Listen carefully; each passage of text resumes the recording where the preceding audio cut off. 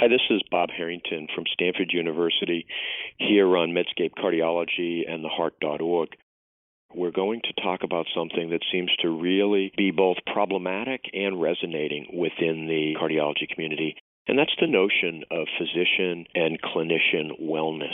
The topic has gained a lot of lay press, with the notion being that clinical care providers are at risk for a variety of things like depression, like suicide, like burnout. We hear terms like resiliency. We hear terms like worrying about wellness. All of this seems to be coming at a time where the demands of medical practice are increasing. There are demands with the electronic health record and documentation. There are demands to generate revenue for health systems. There are demands to hold ourselves accountable for delivering the highest quality of care that's now measurable and reported back to a variety of oversight bodies, including the payers. All of this has created an environment and a situation where there's a great deal of stress in the cardiovascular community. And so I thought it would be worthwhile to have a colleague from Stanford maybe help us address some of these topics and get some conversation in the community going on this. So I'm really pleased today to have my colleague from Stanford, Dr. Tait Shanafelt. Tait is the Chief Wellness Officer for Stanford Medicine. He's also the Jeannie and Stu Ritchie Professor of Medicine here in the Stanford School of Medicine. Of note, Tait, by training, is a hematologist who has expertise and interest in the care of patients with CLL. So, Tait, thanks for joining us here today on Medscape Cardiology. Thanks for having me, Bob. Tait, you heard the introduction, and I know that in your role as a researcher in the area of clinician wellness, as well as in your new role as the Chief Wellness Officer at Stanford Medicine, you think a lot about this. But let me try to go back to the beginning, if you will, for you. You were working as a hematologist, as an R01-funded laboratory investigator in hematology at the Mayo Clinic, and you got interested in the topic of clinician wellness. How'd that happen?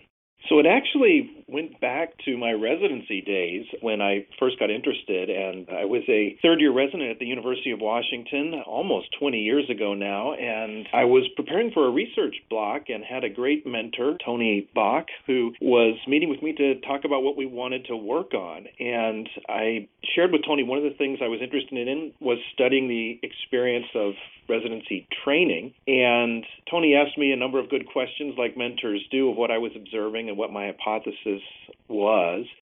And in essence, I shared that now that I was a senior resident leading teams, I was watching, in a sense, the plight of the interns and the way they would react to another admission, particularly late night admissions before work hour limits and so forth. And in a sense, seeing folks who went into this profession to care for patients were so dedicated to that, have reactions that were not in keeping with that altruism that they had. And so Tony and I did a small study at the University of Washington that was really one of the first, almost 2 decades ago, to look at links with quality of care and patient outcomes. And when we published that, it became a real lightning rod study that did get a lot of lay press and other coverage. And I remember vividly riding on a shuttle bus between two hospitals when I was a hematology oncology fellow on a consult service and hearing on a national radio on that bus the study when it first came out being discussed by Paul Harvey of all people. And it was sort of this aha moment that, here was a study that was unfunded, that had been done by a junior person, and it was creating a new dialogue, a new discussion, and really helped me realize that we'd known about some of this for a long time. Obviously, it's sort of the House of God type material, and yet what was going to probably drive progress was research in the area, like it does in all areas of our profession. And so that led to a series of additional studies that we started at Mayo Clinic, and then started being asked by a number of national societies to lead studies on their behalf and begin to then transition toward interventions and system-level change. So that's a great overview, and I think it's important for our audience to hear. And I want to stress something that you said, which is this is not a new topic. I remember reading The House of God the summer before I started medical school and thinking, oh my God, this is clearly fiction. But then getting into the training experience, maybe not so much as a medical student, but as a resident, when you really truly have responsibility, and realizing that those anecdotes and stories that were told in the House of God actually are based on a series of truthful observations. Now, what you did, which was different than just make observations, and I think that this is critical in terms of thinking about moving this area forward, is you applied the scientific method to begin to understand that. And so talk a bit about that, because that's how we at Stanford got to know you, is from your early work at Mayo and some of the research questions that you were asking about clinician wellness and how people observe their work and how you start to think about quantifying terms like resiliency and burnout.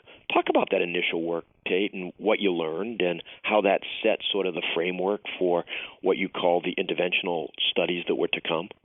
Right. So I think that really for the first 5 or 6 years, all the studies we did had two areas of focus. One was to not just look at the incidence of distress in physicians, and I appreciate the way you introduced that at the beginning, that the distress experience in medicine is multifaceted, burnout being one of the most common, but not the only domain of professional distress physicians experience. But to look at the incidence of that, when in the process of training and career and practice do these symptoms start to develop, what are some of the driving factors that contribute to that in the work life of a physician? But the second area of focus for particularly that early work was almost always focused on the links to quality of care, effects on access, patient experience, and so forth. And it was in part that because we believed that that latter aspect was also what would drive change, of not just applying scientific approach to understanding the problems and its drivers and the personal implications for physicians, but what would drive hospital leaders, administrators, patients, and others to come to the table and think about this challenge we face and what we might do about it, were the professional repercussions and how this was affecting the care we deliver. And so those were really how we started on that journey, and engaging a number of large professional societies. American College of Surgeons were, over a decade ago, really the first large national college we engaged with and did a series of studies with the college. And I'll say it was just refreshing in a sense that surgeons don't like to just define problems. They like to fix them. And so I think that was also a really helpful early step of really starting to think about defining driver dimensions that were actionable through the system lens. Yeah, I mean, I think that that's a critical piece of it, isn't it, is that people see what's happening to them and their colleagues or experience what's happening to them. I like your use of the word distress, because distress then manifests itself in a variety of different ways along a spectrum of severity. But we do have to get to a point where we think about what are the impact? I mean, what does it mean for our patients? What does it mean for ourselves? What does it mean for our profession? If this is felt to be a natural consequence of being in a healing profession, or if this is a consequence that perhaps through intervention we can begin to make things better. So start to talk a little bit then, Tait, about the intervention piece and some of the observations you made, whether it's with the surgeons or other groups, including your group at Mayo Clinic. What did you start learning might work to help physicians? And then we'll get into this career decision that you made to focus almost full-time on the topic. Right. So I think as we studied the driver dimensions, there's a lot of different labels you can place on them and ways you might group them. But we fundamentally organized them into 7 areas, which were the workload and job demands, the efficiency of the practice environment, what support was put around you, the level of flexibility and control that the physician had over their work, the alignment of the values of the organization and what its real purpose and strategy were. Did they align with the altruistic values of the profession? Whether there was meaning in work, or at least people were recognizing the importance and meaning of their work? Did the environment allow for work-life integration? And then was there a sense of collegiality and support? Because I think we've always felt that a career in medicine has always been emotionally demanding and involved a complex field and a heavy workload. And yet, what are the things that have always seen us through? And I think in a simple sense, I've always viewed it that it was that the work itself was inherently noble work, and that we had amazing colleagues who were dedicated, hardworking, altruistic people who were committed to supporting each other in that work.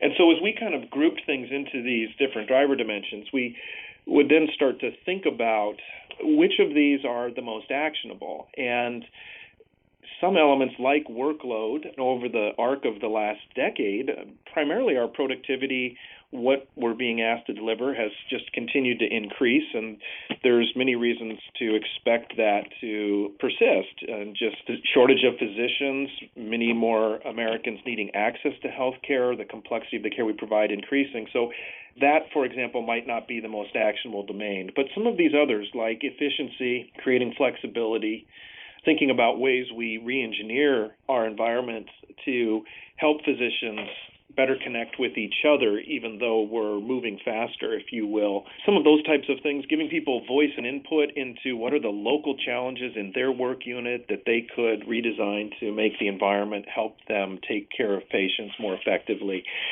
were ripe opportunities. And so I think in that sense we would try to identify one of these, develop what we believed with input from various experts in that sphere would be a intervention that could be refined and tested, and then to engage in a scientific approach. Ideally, most of these, or many of these, were true randomized interventions, and others sort of simple natural history experiments of looking at a pre-post across a large organization. Tait, both from your science as well as your observation on the national scene, give the listener an example or two of the kind of intervention that you've seen have success.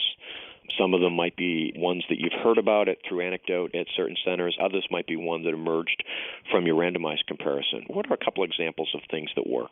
So I think one of the earliest studies we designed and tested with two of my colleagues, Dr. Colin West, Dr. Lottie Derby at Mayo, were to focus on this sense of reconnecting physicians to each other to think about both the meaningful elements of a career in medicine as well as the challenging elements. We originally did that through a trial where we enrolled a group of physicians. We randomized them to have an extra hour every 2 weeks that we bought that hour with a grant. And we randomized how that hour was used, one, to meet with colleagues and to think about both positive things, meaningful patient encounter in the last 2 weeks that reminded you why you went into this profession, for example, or a challenging element of what have been the personal repercussions for your family because you've pursued a career in medicine.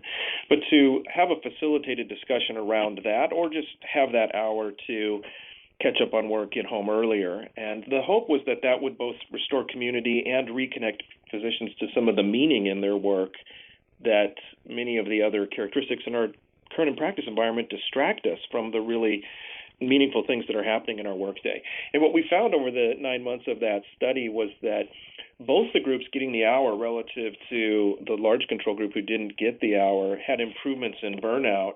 Only the group meeting with colleagues had improvement in meaning and work. And that after the 9-month intervention, when we came back a year later, the group who had received the hour for administrative catch-up went immediately back to baseline in their burnout as soon as they didn't receive the hour or stopped receiving the hour, whereas the group meeting with colleagues had been vaccinated, if you will. They still had improved meaning and work, lower burnout a year after that intervention ended. We were actually then able to test a different derivative of that didn't occur during the workday but occurred at night, where we would have physicians sign up in groups with 7 to 8 colleagues, go to dinner together. We would have a discussion topic for them. And in a second randomized trial showed that that also had the same benefits of lower burnout, increased meaning and work, and we're able to operationalize that as a standard benefit across all 4,000 physicians and scientists at Mayo Clinic. I think another that was also important and very much focused on the efficiency in the practice environment and giving a sense of flexibility and control was a study where we looked operationally across all the divisions, departments of Mayo Clinic, 150 work units, and looked at where we were struggling the most, went to the sort of lowest scoring 15 to 20% of these units, and would engage those local units individually in focus groups and give them an opportunity to speak about the broader system issues that were affecting their division for a few moments, but then to really focus inward of saying, what are the things under local control in this unit that are most frustrating for you and that could be fixed if they were prioritized within the local unit? And we always sort of viewed that as the local broken window or the pebble in the shoe locally, that people had to walk past that broken window every day. And they knew what the solution was, but they just weren't empowered to implement it. And so when we engaged all those units, what we found is that after we would have those focus groups, meet back with the leader of the unit, they would then take the lead from that point on of saying this was the domain that we coalesced around of what we wanted to work on first. And they would appoint a task force. They would develop a local fix, implement it, and assess whether it worked. And we found that every single unit we've ever taken through that process has had a substantive improvement in burnout, about a 30% relative risk reduction, and also typically large improvements in professional satisfaction. And we think it's not only because they fixed the broken window, but because they were engaged, they were empowered, they were given a sense of control and the ability to co-create their work environment. And even if the first thing we implemented didn't work, we now have a process to continually try to improve that local environment. So I think that was important. We engaged in studies around the leadership skills for the local leaders. We've just finished some randomized trials of professional coaching and some other interventions.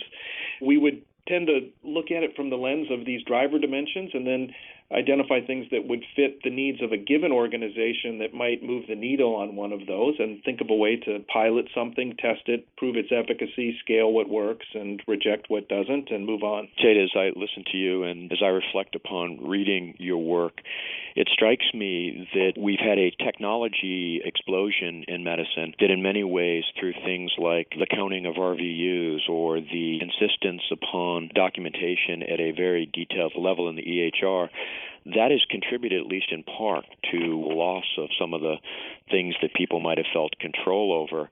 I'm also reminded of a very technology-oriented story told by Bob Wachter, who in his book, The Digital Doctor, about the disappearance of radiology rounds as being a key metaphor for how we think about the loss of connectiveness and collegiality. Your solutions and interventions are in fact not technology. They're low-tech interventions. Are you observing that part of what we've lost is some of the humanity, maybe the EHR being both the hero of medical profession with our ability to have data available, but also the villain of modern medical practice, making clinicians data entry clerks? I think that the EHR and some of what is behind it of increased regulation and new measures, well-intended but imperfect and only capturing a part of what it means to be a good physician, are certainly a major contributing factor. I think they both add clerical burden for physicians. They also distract from the human-human interaction with our patients. That is why we all went into the profession, and have not only created new work for us, they've changed the nature of our work in ways that isn't always helpful from a meaning point of view. They've also, I think, been part of the creep of scientific management approaches into the profession of medicine, of people counting things that, again, are imperfect proxies and tried to use them to drive productivity or throughput in ways that hasn't served us well. But fundamentally, I think it's easy for us to get distracted by the impact of the EHR. It's the visible dragon in our daily work that has changed things and easy to blame for all of our challenges. But there is, as you said, this maybe more low-tech and more humanistic element that has changed and offers us opportunities to make progress without necessarily great expense. And I think one is just that connection with colleagues. I often think about some of the interventions that we have done or others have done.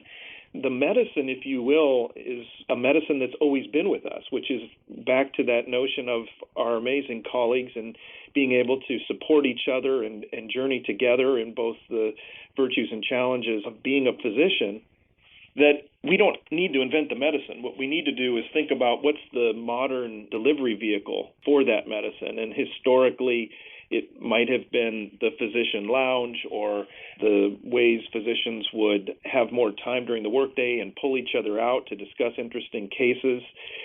Some of those things are harder to do in today's environment, but we can think about different ways to create the framework for that medicine to be delivered. And so I think that's one piece.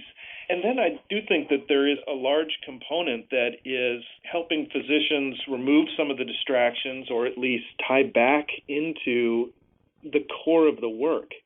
And what will really help us make progress is to return that physician-patient relationship to the center of our workday and to try to minimize some of these distracting variables that help create risk that we'll miss that important part of our day, which is why we all went into medicine. Tait, I'm going to ask you your observations on the following. You've made a career shift from mostly working as a hematologist investigator with an interest in the whole wellness space to now as the nation's first chief wellness officer in an academic health system here in Stanford Medicine, to spending the bulk of your time focused on this topic. What can we expect to see from you in terms of that career focus shift, and any final words for our listening audience? It's been an interesting transition. I think that there are so many exciting things happening nationally around this dimension right now, and we've often used the analogy of the quality movement 20 or 25 years ago. And if you reflect back, at that point, there were no chief quality officers. Most hospitals believed they had high quality because they had highly trained and dedicated physicians, nurses, pharmacists, other professionals. That was their quality strategy. And at some point, we had vanguard institutions recognize that when they looked at their actual outcomes, the quality wasn't quite as good as they believed it was. They began to understand quality was not about high talent and well-educated individuals, but by thinking about how teams function and creating tactics like checklists and system approaches so that even if one individual was off their game, the system safeguards went into effect.